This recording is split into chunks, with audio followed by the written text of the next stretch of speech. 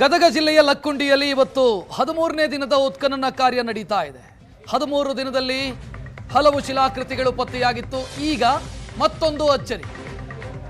ಉತ್ಖನನ ನಡೀತಾ ಇರುವಂತಹ ಸ್ಥಳದಲ್ಲಿ ನಿನ್ನೆ 3 ಹೆಡೆಯ ಸರ್ಪದ ಶಿಲೆ ಪತ್ತೆಯಾಗಿತ್ತು.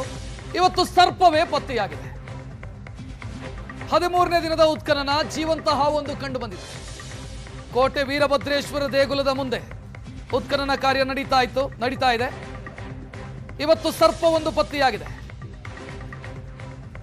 ಅಲ್ಲಿನ ಕಾರ್ಮಿಕರು ಈ ವಿಚಾರವನ್ನು ಮೇಲ್ವಿಚಾರಕರಿಗೆ ತಿಳಿಸಿದ್ದಾರೆ. ನಿನ್ನೆ ನಾಗಮಣಿ ಜೊತೆಗಿರುವಂತಹ ಅಪರೂಪದ ಶಿಲಾಕೃತಿಯೊಂದು ಪತ್ತೆಯಾಗಿತ್ತು. ಮೊದಲ ಬಾರಿಗೆ 3 ಹೆಡೆಯ ನಾಗರ ಶಿಲೆ ಪತ್ತೆಯಾಗಿತ್ತು.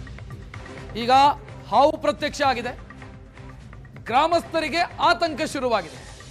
ಯಾಕಂತಂದ್ರೆ ಈ ನಾಗಶಿಲೆಯ ಜೊತೆಗೆ ಹಲವು ನಂಬಿಕೆಗಳು ಜೋಡಿಸಿಕೊಂಡಿದ್ದಾವೆ. ಕಾಕತಾಳೀಯ ಅನ್ನುವಂತೆ ಇವತ್ತು ಹಾವು ಪ್ರತ್ಯಕ್ಷ ಆಗಿರೋದು ಇದು ಅದರದೇ ಮುನ್ಸೂಚನೆ ಅಂತ ಜನ ಮಾತಾಡ್ಕೊಳ್ತಿದ್ದಾರೆ. ಜನರಿಗೆ ಆತಂಕ ಆಗಿದೆ. ಅಪಾಯದ ಮುನ್ಸೂಚನೆ, ವಿಕೋಪದ ಮುನ್ಸೂಚನೆ ಇದು ಅಂತ ಜನರಿಗೆ ಆತಂಕ ಶುರುವಾಗಿದೆ.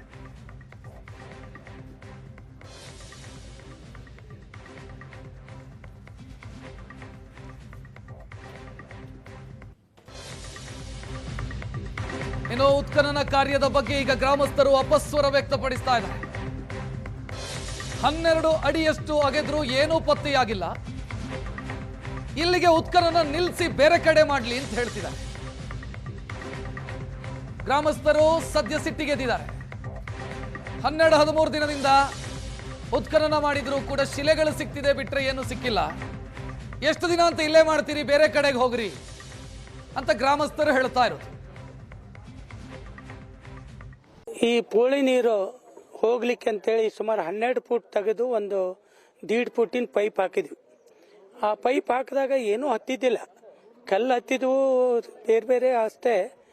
ಏನೋ ಯಾವುದೇ ರೀತಿ ಕಟ್ಟಡ ಆಗಲಿ ಇದಾಗಲಿ ಹತ್ತಿಲ್ಲ. ಇವರು ಉತ್ಖನನ ಮಾಡುವಾಗ ಅಲ್ಲಿ ಪಕ್ಕದಲ್ಲಿ ತೆಗೆದ್ರೆ ಹತ್ತವಂತ ಕೆಲವು ಹಿರಿಯರು ಹೇಳಿದ್ರು.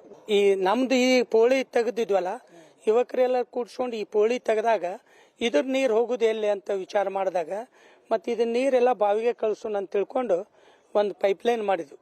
ಸುಮಾರು 12 ಫೂಟ್ ನಾವು ತೆಗ್ದೀವಿ.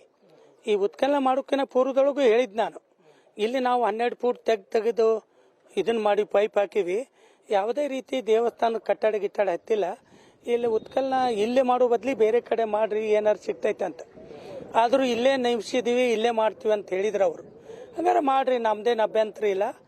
ಮತ್ತೆ ಪ್ರತಿ ವರ್ಷ ಇಲ್ಲಿ ಜಾತ್ರೆ ನಡೀತೈತೆ ದೊಡ್ಡ ಪ್ರಮಾಣದಾಗ. ಲಕ್ಕುಂಡಿ ಒಳಗೆ ನಡೆಯೋದು ಒಂದು ಬಸವಣ್ಣನ ಜಾತ್ರೆ, ನಂತರ ವೀರಭದ್ರೇಶ್ವರ ಜಾತ್ರೆ ಸುಮಾರು.